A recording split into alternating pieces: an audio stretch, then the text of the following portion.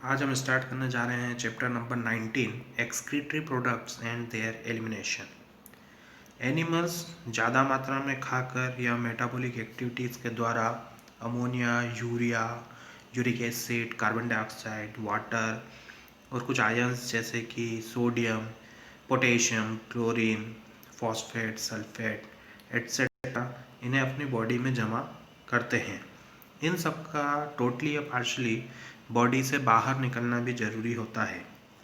Ammonia, urea, uric acid, nitrogenous waste के कुछ ऐसे रूप हैं जो कि एनिमल्स के द्वारा एक्सक्रीट किए जाते हैं, बाहर निकाले जाते हैं।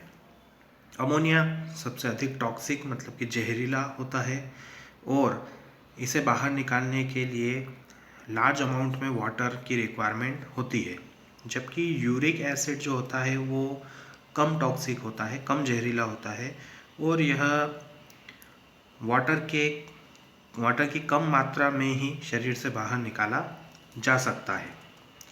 अमोनिया की एक्सक्रीटिंग प्रोसेस को अमोनोटेलिज्म कहा जाता है। बहुत सारी बोनी फिशेस, एक्वेटिक एम्फीबियंस और एक्वेटिक इंसेक्ट जो होते हैं वो नेचर में अमोनोटेलिक होते हैं।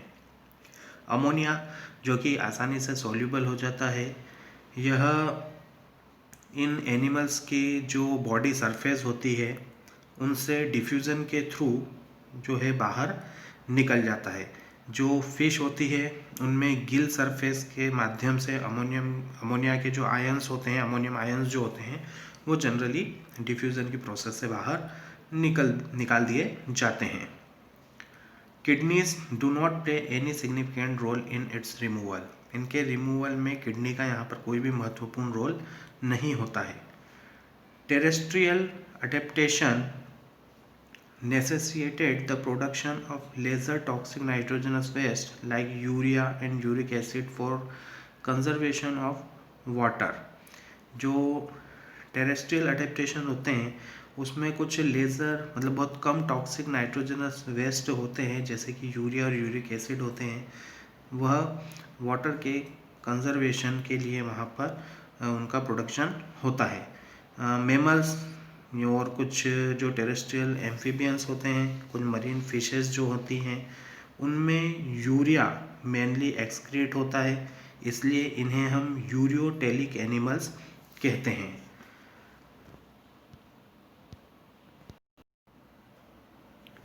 इन एनिमल्स में मेटाबॉलिज्म की प्रोसेस द्वारा बनने वाला जो अमोनिया है वह लीवर में यूरिया में कन्वर्ट हो जाता है और यह ब्लड में रिलीज़ कर दिया जाता है और यह किडनी के द्वारा फिल्टर होकर शरीर के बाहर निकाल दिया जाता है।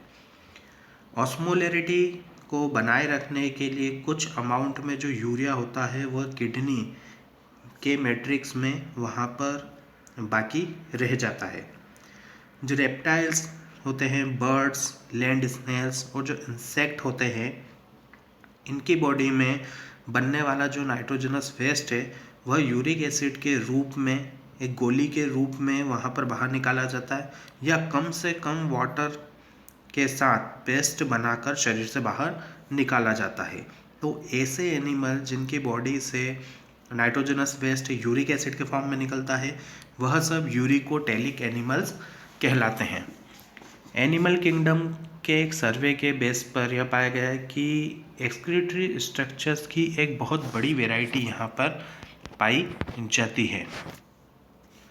बहुत सारे जो इनवर्टिब्रेट्स होते हैं उनमें सिंपलर ट्यूबुलर फॉर्म्स में ऐसे स्ट्रक्चर्स होते हैं, जबकि जो वर्टिब्रेट्स होते हैं उनमें कॉम्प्लेक्स ट्यूबुलर ऑर्गन्स जैसे कि किडनी ऐसे स्ट्रक्चर वहाँ पाए जाते हैं। कुछ स्ट्रक्चर के बारे में हम बात करते हैं जैसे कि प्रोटोनेफ्रिडिया या फ्लेम सेल्स जो कि एक्सक्रीटरी स्ट्रक्चर्स होता है, प्लेटीहेल्मिन्थिस, रोटिफर्स, कुछ एनिलिड्स और सिफेलोकॉर्डेट के अंदर। प्रोटोनेफ्रिडिया जो है वह आयनिक और फ्लूइड वॉल्यूम के रेगुलेशन से कंसर्न करता है, मतलब कि इसे हम ऑस्मो रेगुलेशन कह सकते हैं। नेफ्रिडिया जो हैं वो एक ट्यूबुलरी एक्सक्रीटरी स्ट्रक्चर्स है जो कि अर्थवर्म्स और अदर एनालिड्स में पाए जाते हैं। नेफ्रिडिया नाइट्रोजनस वेस्ट को रिमूव करने में हेल्प करते हैं और फ्लूइड और आयनिक बैलेंस को वहाँ पर मेंटेन करने का काम करते हैं। अदर स्ट्रक्चर हैं मेल्पिगियन ट्यूब्यूल्स, जो कि कुछ इंसेक्ट्स के अंदर पाया जाता है, जैसे कि कॉकरोच के अंदर यह होती है मेल्पिगियन ट्यूब्यूल्स। यह नाइट्रोजनस वेस्ट को रिमूव करने में हेल्प करती है, ऑस्मो रेगुलेशन को वहाँ बनाए रखती है। एंटिनल ग्लैंड्स या फिर ग्रीन ग्लैंड्स भी क्रस्टेशियंस जैसे कि जो प्रॉन्स होते हैं उनमें एक्सक्रीटरी फंक्शंस वहाँ पर परफॉर्म करती है। तो ये तो कुछ एक्सक्रीटरी स्ट्रक्चर्स के बारे में बात हुई थी। अब हम मेनली बात करते हैं हमारे नेक्स्ट टॉपिक पर, जो है ह्यूमन एक्सक्रीटरी सिस्टम। ह्यूमंस में जो एक्सक्रीटरी सिस्टम होता है वह पेयर ऑफ किडनीज, मतलब किडनी की एक जोड़ी किडनी, एक पेयर यूरेटर्स, एक यूरिनरी ब्लैडर और एक यूरेथ्रा के द्वारा बनता है। जो किडनी होती है वह रेडिश ब्राउन कलर की होती है और उसका जो स्ट्रक्चर है वो बीन शेप्ड होता है। यह हमारी जो थोरेसिक कैविटी होती है, उस थोरेसिक कैविटी के सबसे लास्ट लेवल में हमारे एब्डोमिनल कैविटी के जो इनर डॉर्सल सरफेस होती है वहाँ पर ये पाई जाती है। प्रत्येक किडनी जो होती है वह, एक एडल्ट ह्यूमन की बात करें तो प्रत्येक किडनी जो है 10 to 12 सेंटीमीटर की लेंथ की होती है। इसकी विड्थ 5 to 7 सेंटीमीटर होती है और इसकी थिकनेस 2 to 3 सेंटीमीटर होती है और इसका जो एवरेज वेट है वह 120 to 170 ग्राम होता है। अब ये जो किडनी है जो कि बीन शेप स्ट्रक्चर है, इसकी जो इनर कॉन्केव सरफेस होती है उसकी तरफ हम गौर करें तो वहाँ एक नॉच हमें दिखाई देता है जिसे हम हाइलम कहते हैं। इस हाइलम से यूरेटर, ब्लड वेसल्स और नर्व्स जो हैं वो उस किडनी के अंदर एंटर होती है। हाइलम के अंदर एक ब्रॉड फनल शेप्ड स्पेस हमें दिखाई देता है जिसे कि रीनल पेल्विस कहा जाता है। इस डायग्राम में आप देख सकते हैं ये एक ब्रॉड, ये वाला जो रीजन है ये आपको दिख रहा है, ये एक ब्रॉड फनल शेप्ड स्ट्रक्चर है जिसे कि पेल्विस कहा जाता है।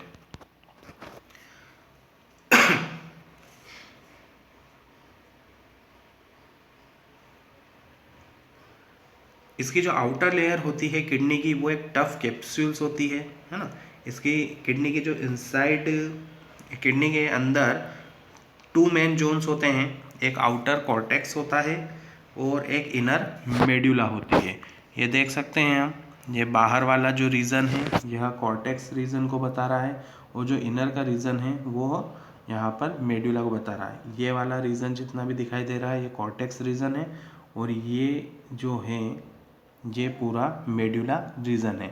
तो किडनी के अंदर यहाँ पर हमें 2 पार्ट्स दिखाई देते हैं, एक कॉर्टेक्स रीजन होता है और एक इसका मेड्यूला रीजन हमें यहाँ पर दिखाई देता है।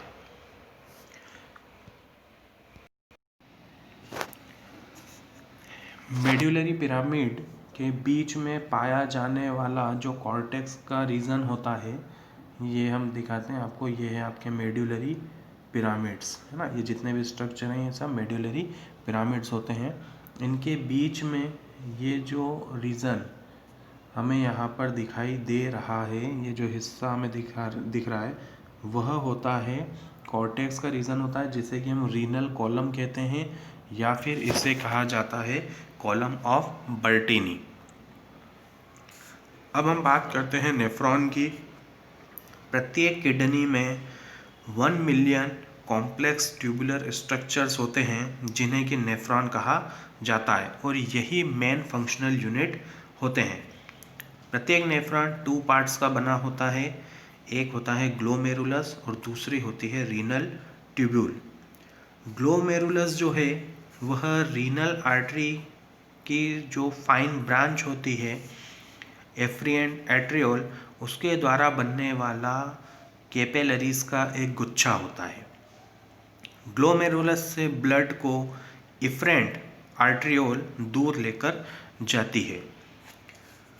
देखिए, एक double wall cup like structure जिसे कि बोमन कैप्सूल कहा जाता है, वह उससे रीनल ट्यूब्यूल की शुरुआत होती है। देखिए, हम यहाँ पर देखते हैं कि ग्लोमेरुलस क्या है। ये जो एफरेंट आर्टरियोल आपको दिखाई दे रही है यहाँ पर, ये एफरेंट आर्टरियोल, ये एफरेंट आर्टरियोल जो है यहाँ पर एक गुच्छा बनाती है। ये गुच्छा देख रहे हैं, इस गुच्छे को कहा जाता है ग्लोमेरुलस। ठीक है, ये तो हो गया आपका ग्लोमेरुलस। और इससे निकलने वाली जो ये डक्ट आपको दिखाई दे रही है, ये डक्ट यहाँ पर कहलाती है इफरेंट आर्टरियोल। ठीक है, तो एक होती है एफरेंट आर्टरियोल और दूसरी होती है इफरेंट आर्टरियोल। ठीक है, और यहाँ जो ये गुच्छा बन रहा है, ये गुच्छा कहलाता है ग्लोमेरुलस।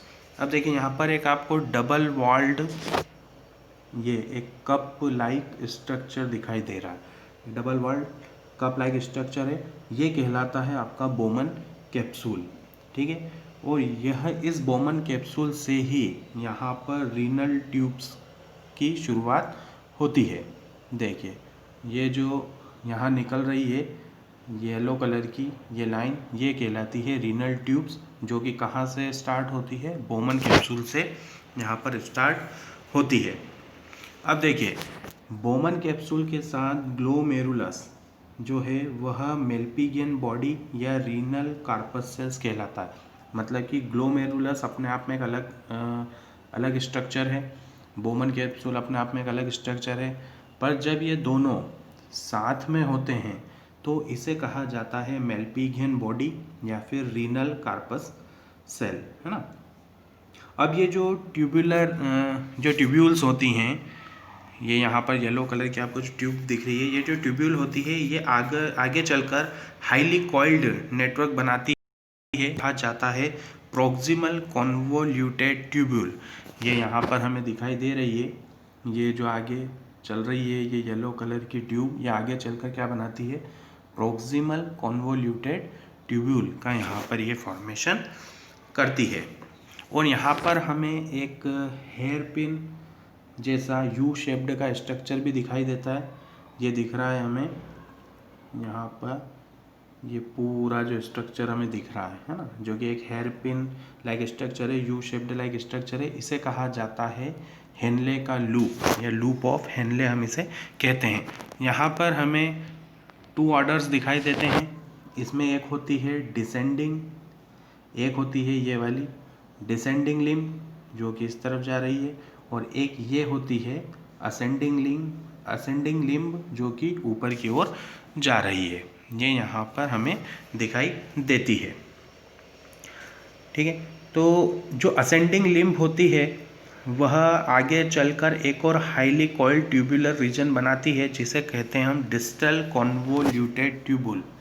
देखिए, ये यहाँ चलकर ये वाली जो है असेंडिंग लिम्ब ये आगे गई और यहाँ पर इसने एक हाईली ट्यूबुलर रीजन, यहाँ पर हाईली कॉइल्ड ट्यूबुलर रीजन यहाँ बनाया, जिसे कि हम कहते हैं डिस्टल कॉन्वोल्यूटेड ट्यूब्यूल के नाम से हम इसे यहाँ पर जानते हैं। देखिए, कई नेफ्रॉन की जो डीसीटीज़ हैं, ये जो हम देख रहे हैं डिस्टल कॉन्वोल्यूटेड ट्यूब्यूल, ये डिस्टल कॉन्वोल्यूटेड ट्यूब्यूल जिसे शॉर्ट में डीसीटी कहा जाता है, कई नेफ्रॉन की जो डीसीटी हैं ये एक स्ट्रेट ट्यूब में यहाँ पर ओपन होती है। देखिए, ये कहाँ पर आई है, सीधी डीसीटी, ये डीसीटी चलकर सीधी इस स्ट्रेट ट्यूब में आई है। ठीक है, तो इस स्ट्रेट ट्यूब को कहा जाता है कलेक्टिंग डक्ट। क्या कहते हैं हम इसको, एक मिनट,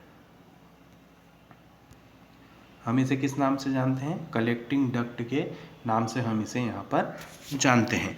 ये कलेक्टिंग डक्ट आगे चलकर जो मेडुलरी पिरामिड्स हैं उनके कैलिक्स से होती हुई रीनल पेल्विस के रीजन में जाकर ओपन होती है। मेल्पिगियन कार्पस सेल्स नेफ्रॉन के पीसीटी और डीसीटी जो है वो किडनी के कार्टिकल रीजन में सिचुएटेड होते हैं, जबकि हेनले का जो लूप है वह मेडुला में डूबा हुआ होता है, उसमें डिप होता है। नेफ्रॉन की मेजॉरिटी में देखें तो लूप ऑफ हेनले जो है वो बहुत छोटा होता है और उसका बहुत कम भाग मेड्यूला में डूबा होता है। ऐसे नेफ्रॉन्स को कॉर्टिकल नेफ्रॉन्स कहा जाता है। कुछ नेफ्रॉन्स में एक्चुअल क्या होता है कि जो हेनले लूप होता है वो बहुत बड़ा भी होता है और वह मेड्यूला में बहुत डीपली अंदर वहाँ पर डूबा हुआ होता है। तो ऐसे नेफ्रॉन्स को हम जक्स्टा मेड्यूलरी नेफ्रॉन्स के नाम से जानते हैं। अब देखिए हम आगे चलते हैं। यहाँ पर जो एफरेंट आर्ट्रियोल है, जो ग्लोमेरुलस से निकलने वाली एफरेंट आर्ट्रियोल, ये रही वो, ये ग्लोमेरुलस से निकलने वाली जो एफरेंट आर्ट्रियोल है, ये एफरेंट आर्ट्रियोल एक ये जो रीनियल ट्यूब्यूल होती है हमारी येलो कलर की, इस रीनियल ट्यूब्यूल के आसपास फाइन कैपिलरी मतलब एक छोटी छोटी नलिकाओं का है ना, छोटी सूक्ष्म नलिकाओं का एक वहाँ पर जाल बना देती है, जिसे कि हम कहते हैं पेरी ट्यूबुलर कैपिलरीज। ये जितना भी आपको मेहरून कलर में यहाँ पर ये जो पूरा स्ट्रक्चर आपको दिखाई दे रहा है, ये सब कहलाती है पेरी ट्यूबुलर कैपिलरीज। अब ये जो पेरी ट्यूबुलर कैपिलरीज हैं, ये पहले पेरी ट्यूबुलर कैपिलरीज ये जो हेनले का लूप होता है, इस हेनले के लूप के पैरेलल वैसा ही एक स्ट्रक्चर बनाती है। आप देख सकते हैं कि येलो कलर का जो हेनले का लूप हमें यहाँ दिखाई दे रहा है, इसके पैरेलल ही यहाँ पर ये जो पेरीट्यूबुलर कैपिलरीज हैं, इन्होंने पेरीट्यूबुलर कैपिलरीज जो है, इन्होंने भी यहाँ पर ऐसा ही एक यू शेप्ड स्ट्रक्चर का यहाँ पर फॉर्मेशन कर लिया है। इस स्ट्रक्चर को कहते हैं हम वासा रेक्टा, ठीक है। और ये जो यू शेप्ड पेरीट्यूबुलर कैपिलरीज का जो यहाँ पर एक स्ट्रक्चर में दिखाई दे रहा है, जिसे हम वासा रेक्टा कहते हैं, यह कॉर्टिकल नेफ्रॉन्स में या तो अब्सेंट होता है या बहुत कम वहाँ हमें कम मात्रा में वहाँ पर होता है, ठीक है। अब हम हमारे अगले टॉपिक पर चलते हैं। अच्छा देखिए, ये मैं बता रहा था ना कि मेल्पिगियन बॉडी मतलब कि रीनल कॉर्पस सेल, तो यहाँ पर क्लियरली आपको दिखाई दे रहा है कि यहाँ पर जो ये ग्लोमेरुलस और ये बोमन कैप्सूल, ठीक है। तो ये ग्लोमेरुलस और बोमन कैप्सूल का जो होल पार्ट है, मतलब कि ये पूरी जो बॉडी, ये जो पूरी बॉडी हमें दिखाई दे रही है, इसको कहा जाता है मेल्पिगियन बॉडी या फिर रीनल कॉर्पस सेल्स। चलिए अब हम हमारे अगले टॉपिक पर चलते हैं, वो है यूरिन फॉर्मेशन।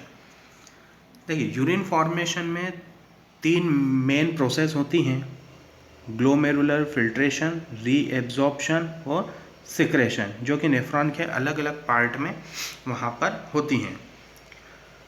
यूरिन फॉर्मेशन की फर्स्ट स्टेप में ब्लड का फिल्ट्रेशन होता है, जो कि ग्लोमेरुलस के द्वारा होता है, इसलिए हम इसको ग्लोमेरुलर फिल्ट्रेशन के नाम से जानते हैं।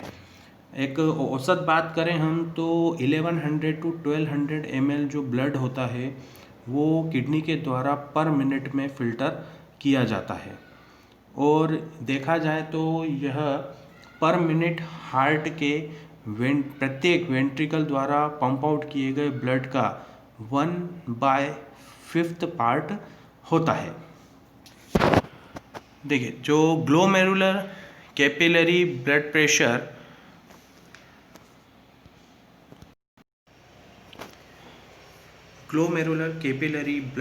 के कारण ब्लड का फिल्ट्रेशन 3 लेयर्स के थ्रू होता है। ग्लोमेरुलर ब्लड वेसल्स की एंडोथीलियम, बोमन कैप्सूल की एपिथीलियम, और इन दोनों लेयर्स के बीच में पाई जाने वाली जो बेसमेंट मेम्ब्रेन होती है, उनके थ्रू यहाँ पर ब्लड का फिल्ट्रेशन होता है। बोमन कैप्सूल की जो एपिथेलियल सेल्स होती है, जिसे कि पोडोसाइट्स कहा जाता है, वह ऐसे इंट्रिकेट मैनर में अरेंज होती है कि वहाँ पर कुछ फिल्ट्रेशन स्लिट्स या स्लिट पोर्स का फॉर्मेशन होता है, जिससे कि जो ब्लड है वह बहुत फाइनली यहाँ पर फिल्टर हो जाता है इन मेम्ब्रेन्स के थ्रू, और प्लाज्मा में पाए जाने वाले ऑलमोस्ट सभी कॉन्स्टिट्यूएंट्स जो है यहाँ पर फिल्टर हो जाते हैं, बस एक प्रोटीन को छोड़कर बाकी सारे जो कॉन्स्टिट्यूएंट्स प्लाज्मा के यहाँ पर फिल्टर हो जाते हैं और बोमन कैप्सूल्स में चले जाते हैं, बोमन कैप्सूल के ल्यूमन में चले जाते हैं।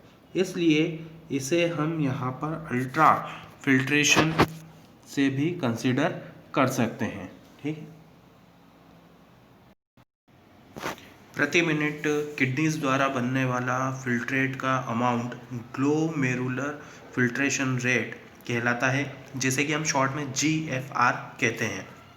एक स्वस्थ व्यक्ति का जो GFR होता है वो लगभग 125 ml पर मिनट होता है और 180 लीटर्स पर डे के लगभग यह होता है। देखिए, जो हमारी किडनीज होती हैं उनमें ग्लोमेरुलर फिल्ट्रेशन रेट मतलब GFR को रेगुलेट करने के लिए एक इनबिल्ट मैकेनिज्म पाया जाता है। ऐसा ही एक एफिशिएंट मैकेनिज्म जो है वो है जक्स्टा ग्लोमेरुलर एपरेटस, जिसे कि शॉर्ट में JGA कहते हैं।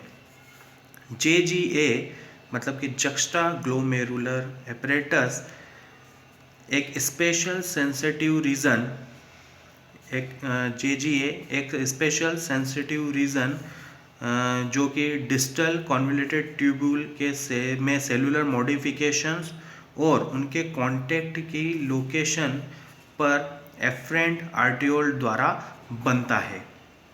GFR में जब फॉल होता है तो वह JG सेल्स जो होती हैं, जो जक्स्टा ग्लोमेरुलर सेल्स हैं, उनको रेनिन रिलीज करने के लिए एक्टिवेट कर देता है, जिससे कि ग्लोमेरुलर ब्लड फ्लो जो है वो स्टिमुलेट हो जाता है और GFR मतलब कि ग्लोमेरुलर फिल्ट्रेशन रेट वापस नॉर्मल कंडीशंस में आ जाता है। रिलीज्ड यूरिन के साथ पर डे बनने वाले जो फिल्ट्रेट होते हैं उसके वॉल्यूम का कंपैरिजन हमें यह बताता है कि 99% जो फिल्ट्रेट होता है वह रीनल ट्यूब्यूल्स के द्वारा रीएब्जॉर्ब कर लिया जाता है। इस प्रोसेस को हम रीएब्जॉर्प्शंस कहते हैं। नेफ्रॉन के डिफरेंट सेगमेंट्स में ट्यूबुलर एपिथेलियल सेल्स यहाँ पर एक्टिव या पैसिव मैकेनिज्म परफॉर्म करती है। एग्जाम्पल के लिए देखें तो कुछ सब्सटेंस जैसे कि ग्लूकोज, अमीनो एसिड, सोडियम, है ना, जो कि एक्टिवली रीअब्जॉर्ब किए जाते हैं। वहीं पर नाइट्रोजनस वेस्ट जो होते हैं वो पैसिव ट्रांसपोर्ट के द्वारा एब्जॉर्ब किए जाते हैं। Reabsorption of water also occur passively in the initial segments of the nephron. Water का जो रीएब्जॉर्प्शन होता है वह भी नेफ्रॉन के जो इनिशियल सेगमेंट्स होते हैं, जो शुरुआती सेगमेंट्स होते हैं, उनमें पैसिवली किया जाता है। यूरिन फॉर्मेशन के दौरान जो ट्यूबुलर सेल्स होती हैं वो कुछ सब्सटेंस जैसे कि हाइड्रोजन आयन, पोटेशियम, इन सबको फिल्ट्रेट में वहाँ पर सिक्रेट करती है। ये जो ट्यूबुलर सिक्रेशन होता है यह भी यूरिन फॉर्मेशन की एक इम्पोर्टेंट स्टेप है, जिससे कि आयनिक और एसिड बेस का जो बैलेंस है वो बॉडी फ्लूइड्स में मेंटेन रहता है। तो आज का हमारा टॉपिक हम यहीं पर ओवर करते हैं, नेक्स्ट क्लास में मिलेंगे। Okay, thank you, bye.